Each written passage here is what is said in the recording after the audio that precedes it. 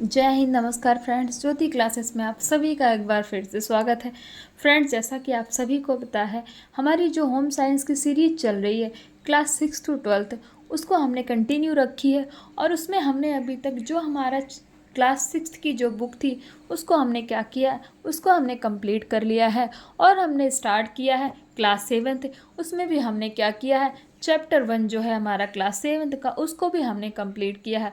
आप सभी से रिक्वेस्ट है कि अगर अभी तक आपने क्लास 6 की वीडियोस को नहीं देखा है तो प्लीज़ प्लेलिस्ट में जाइए। उसको मैंने छोटे छोटे पार्ट में जितने ही चैप्टर हैं क्लास 6 के, वो सारे ही मैंने करा रखे हैं, और बहुत ही आसान भाषा में, जो कि आपको अच्छे से चीज़ें समझ में आए, स्टोरी की तरह आप सुने, और जितने भी पॉइंट हैं आपके माइंड में फीड हो जाएं।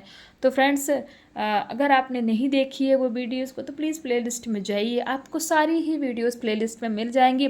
और हाँ, अगर हमारे साथ आप नए जुड़े हैं तो चैनल को सब्सक्राइब कीजिए, बेल आइकन प्रेस कीजिए, जिससे कि ज़्यादा से ज़्यादा आपको मटेरियल प्रोवाइड होते जाएं। जब भी मैं वीडियो अपलोड करती हूँ सबसे पहले नोटिफिकेशन आपके पास पहुँचे।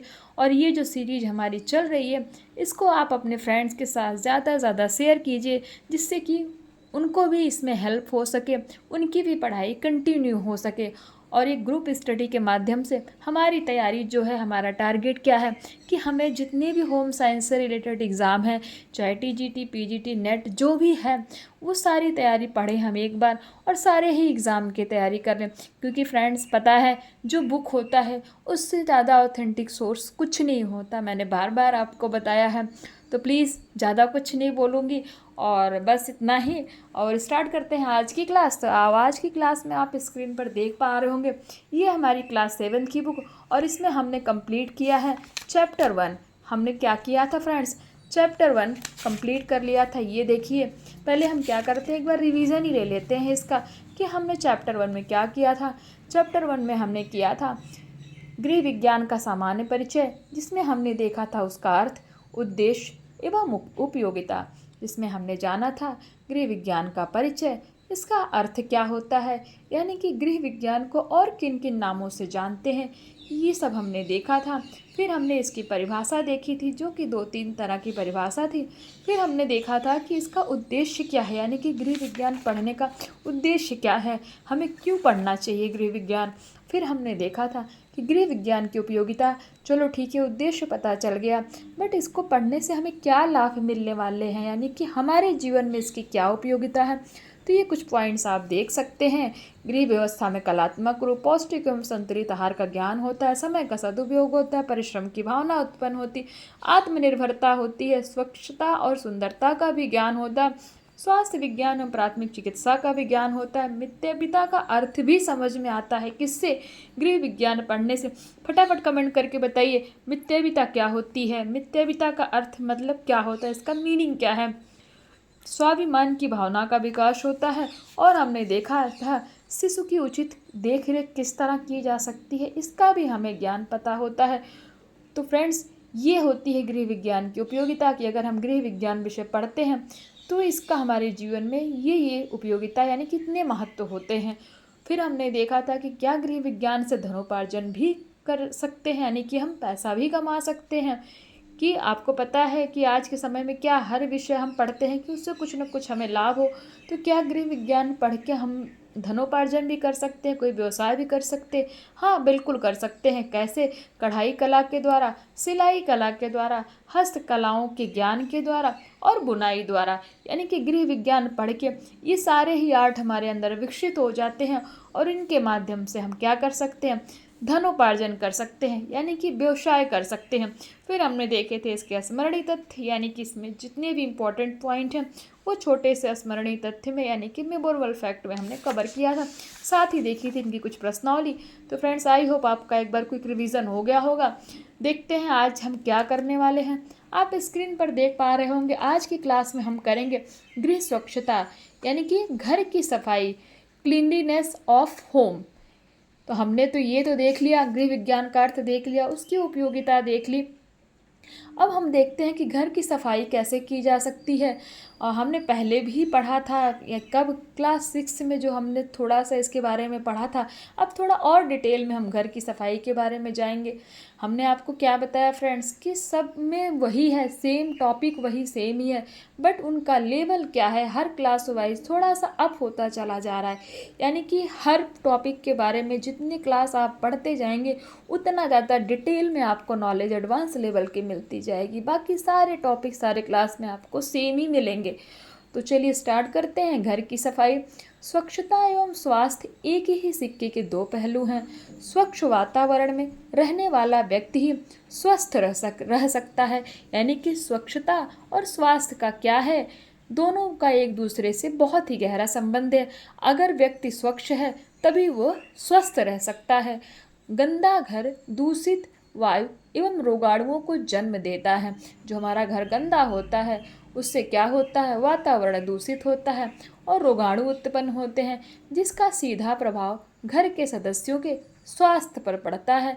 इट मीन्स उनके हेल्थ पर पड़ता है। स्वास्थ्य को उत्तम बनाए रखने के लिए संतुलित भोजन, शुद्ध वायु और जल के साथ साथ घर एवं आसपास के वातावरण का स्वच्छ होना भी अत्यंत आवश्यक है। अतः एक कुशल गृहिणी को घर की स्वच्छता का ज्ञान होना अति आवश्यक है। अतः स्वच्छता से तात्पर्य उस क्रिया से है जिसके द्वारा घर को धूल रहित एवं कीटाणु रहित बनाया जाता है। प्रत्येक गृहिणी का प्रथम कर्तव्य है कि वह अपने घर को साफ सुथरा एवं कीटाणु रहित रखे, जिससे घर के सदस्यों का स्वास्थ्य उत्तम बना रहे। देखते हैं स्वच्छता का अर्थ क्या होता है।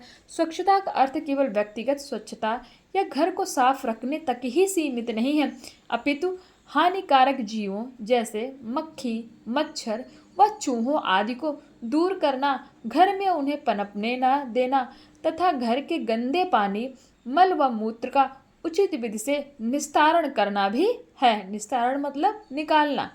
गंदगी उत्पन्न होने के क्या कारण हो सकते हैं? गंदगी उत्पन्न होने के निम्नलिखित कारण हैं। नंबर 1, प्राकृतिक कारण।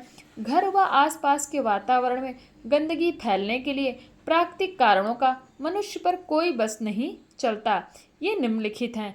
यानी कि अगर जो हमारे आसपास के वातावरण में गंदगी फैल रही है वो क्या है, प्राकृतिक कारण है, उसमें हम मनुष्य कुछ नहीं कर सकते। और वो है कौन कौन से?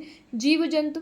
अनेक हानिकारक जीव जैसे कॉकरोच, मक्खी, मच्छर, चूहे व छछूंदर आदि घरों में गंदगी एवं बीमारी फैलाते हैं। अतः घर को इन जीवों से बचाने के लिए नाली, खिड़की व दरवाजों आदि पर महीन जाली लगवानी चाहिए तथा घर में खाने पीने की वस्तुओं को ढक कर रखना चाहिए। उनकी रोकथाम के लिए चूहे मार दवा, यानी कि जो चूहे को मारने वाली दवा आती है ना, चूहेदानी, बैगान तथा फिलिट आदि का प्रयोग करना चाहिए। दूसरा कारण क्या है? वर्षा। समय असमय होने वाली वर्षा के साथ छतों से मिट्टी तथा कूड़ा आदि बहकर घर में एकत्र हो जाता है, जिससे गंदगी उत्पन्न हो जाती है। वर्षा के जल से कीचड़ हो जाता है तथा गड्ढों आदि में वर्षा का रुका हुआ जल सड़ने लगता है। अतः वर्षा आरंभ होने से पूर्व अपने घर की छतों एवं नालियों आदि को साफ कर देना चाहिए। इसके अतिरिक्त घर के आसपास के गड्ढों को भी भरवा देना चाहिए, जिससे उनमें पानी एकत्र ना हो।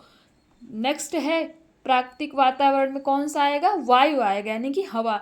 बहुत तेज हवा या आंधी के चलने से सूखे पत्ते, धूल व अन्य कूड़ा करकट उड़कर घरों के अंदर जमा हो जाता है। इस परेशानी से बचने के लिए हमें सचेत रहना चाहिए तथा जैसे ही आंधी के लक्षण दिखाई पड़े घर की खिड़कियां व दरवाजे यथासंभव बंद कर देने चाहिए। यानी कि जितना हो सके, जितना वो आपसे बंद हो, जितनी सारी खिड़कियां दरवाजे आप बंद कर सकते हैं उनको आप बंद कर दीजिए। तो ये थे फ्रेंड्स प्राकृतिक कारण कि घर को जो है गंदगी कैसे उत्पन्न होती है, उसके कुछ प्राकृतिक कारण कौन कौन से थे? जीव जंतु, वर्षा, वायु। अब देखते हैं मानवीय कारण कौन कौन से हैं जो हमारे द्वारा घर में गंदगी होती है। अपने दैनिक जीवन में विभिन्न क्रियाकलापों द्वारा मनुष्य भी गंदगी उत्पन्न करता है, जो निम्न प्रकार से है। नंबर 1, मलमूत्र तथा कफ। मनुष्य जो भी खाद्य पदार्थ ग्रहण करता है, शरीर उसमें आवश्यक पोषक तत्व ग्रहण करके अनावश्यक पदार्थों का मलमूत्र के रूप में त्याग कर देता है, जो गंदगी उत्पन्न होने मुख्य कारण है। शरीर के कुछ आंतरिक विकारों द्वारा कफ बनने लगता है, अतः कफ तथा थूक गंदगी फैलने का मुख्य स्रोत है। नंबर 2, गंदा पानी। वस्त्रों को धोने, बर्तनों को मांजने एवं घर की धुलाई करने से होने वाला गंदा पानी, साबुन का पानी, विम पाउडर, राख तथा मिट्टी के अवशेष आदि। नंबर 3, कूड़ा करकट। सब्जी के छिलके, फलों के बीज, आटे की चोकर, कागज व कपड़े आदि का कतरन, जूठन तथा घर में उत्पन्न होने वाला अन्य सूखा कचरा। नेक्स्ट देखते हैं पालतू पशु, जिनको हमने पाल रखा हो, पेट एनिमल बोलते हैं ना, पालतू पशु। घर में पाले जाने वाले पशु पक्षियों जैसे चिड़िया, तोता, कबूतर, मुर्गियाँ, कुत्ता, खरगोश, गाय, भैंस, बकरी आदि के मलमूत्र द्वारा भी गंदगी उत्पन्न होती है। नेक्स्ट है जूते व चप्पल। घर के सदस्यों के घर के बाहर से अंदर आने पर जूते चप्पलों के साथ कीचड़, धूल के कण तथा अन्य गंदगी घर के अंदर आ जाती है। तो ये होते हैं फ्रेंड्स कौन से मानवीय कारण की मानवीय कारणों द्वारा किस तरह गंदगी होती है। नेक्स्ट देखते हैं गंदगी से हानियाँ। अगर गंदगी हो गई है घर में तो उससे क्या नुकसान होने वाला है, यानी कि उसके क्या साइड इफ़ेक्ट हैं। घर में उत्पन्न होने वाली गंदगी का उचित निस्तारण आवश्यक है, यानी कि उनको अच्छे तरीके से उचित तरीके से क्या किया जाए, निकालना आवश्यक है।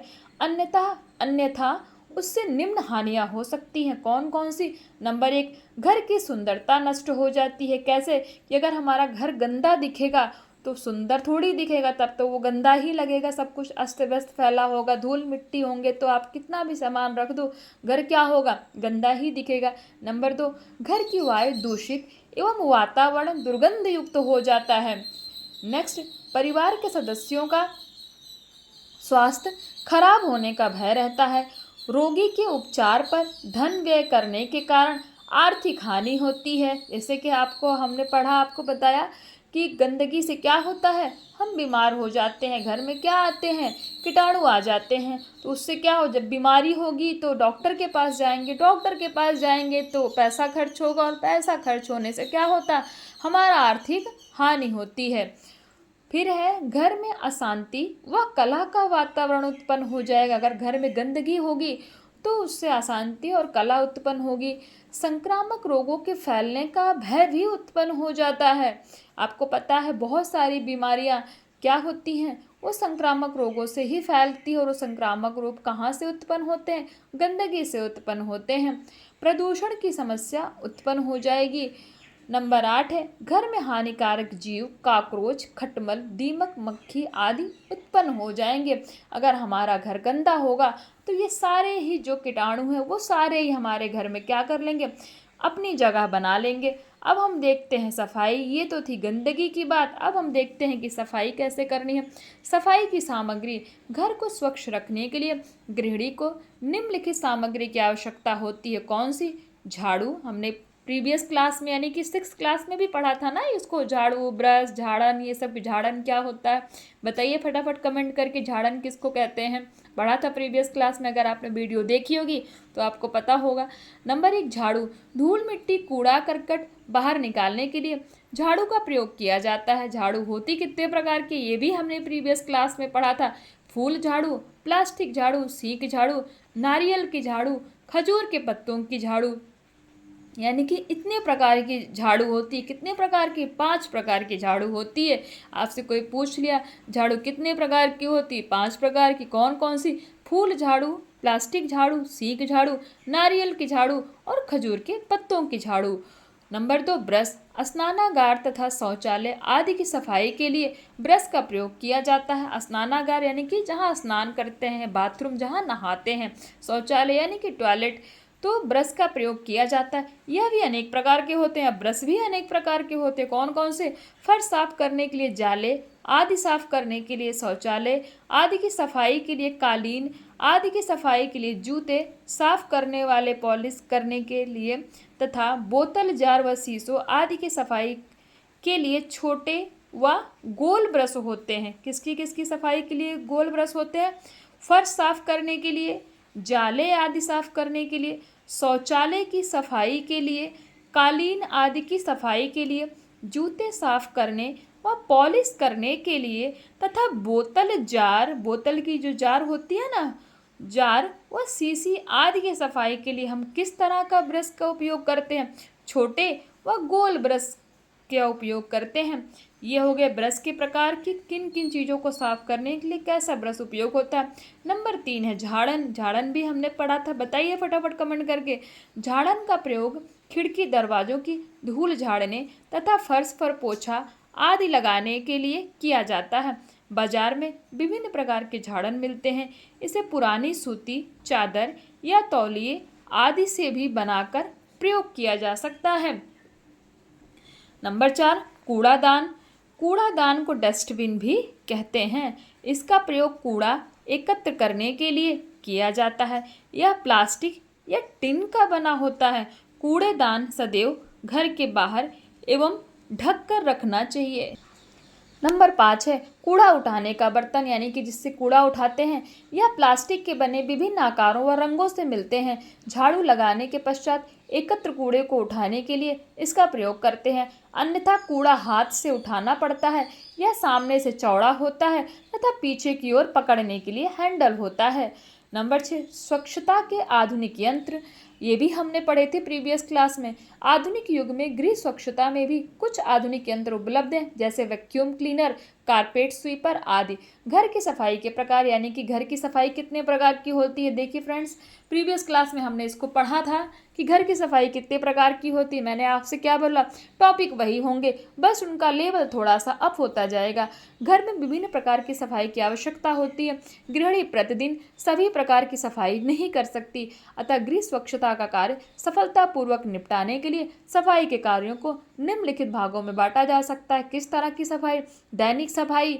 इसके अंतर्गत प्रतिदिन घर में झाड़ू देना, पोछा लगाना व शौचालयों आदि की स्वच्छता तथा प्रतिदिन प्रयोग में आने वाले वस्त्रों की धुलाई आदि आता है। दैनिक सफाई यानी कि डेली की रोजमर्रा की जो सफाई होती है। नंबर 2 साप्ताहिक सफाई, यानी कि सप्ताह में एक दिन। इसके अंतर्गत खिड़की दरवाजे साफ करना, जाले आदि हटाना, बिस्तरों व गर्म कपड़ों को धूप दिखाना, कुशन कवर आदि को धोना आदि कार्य करते हैं। नंबर 3 मासिक सफाई, यानी कि मंथली सफाई, महीने में एक बार की जाने वाली। प्रतिदिन सफाई करने के बाद भी कुछ कार्य छूट जाते हैं, जिन्हें मासिक सफाई के अंतर्गत पूरा किया जाता है, जैसे अचार, मुरब्बों आदि को धूप में रखना, पर्दे आदि धोना एवं बदलना, अनाज मसाले आदि साफ करना। ये कौन सी सफाई के अंतर्गत आते हैं? मासिक सफाई के अंतर्गत आते हैं, यानी कि महीने की सफाई के अंतर्गत आते हैं। नंबर 4 वार्षिक सफाई, यानी कि वर्ष में एक बार, साल में एक बार की जाने वाली सफाई।